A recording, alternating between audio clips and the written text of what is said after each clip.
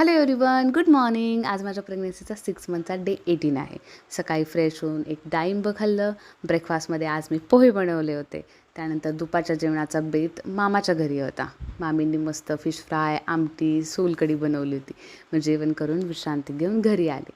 सगळेजण गप्पा मारत बसले होते. मग त्यांना किचनमध्ये शिफ्ट केलं, कारण मला गप्पा तर मारायच्या होत्या आणि केक पण करायचे होते.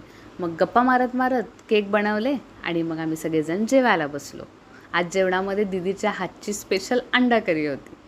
जेवण होईपर्यंत केक तयार झालेच होते. आज एक नाही तर 2 केक बनवले होते, कारण आज माझ्या पप्पांचा आणि माझ्या सासूबाईंचा दोघांचाही बड्डे असतो.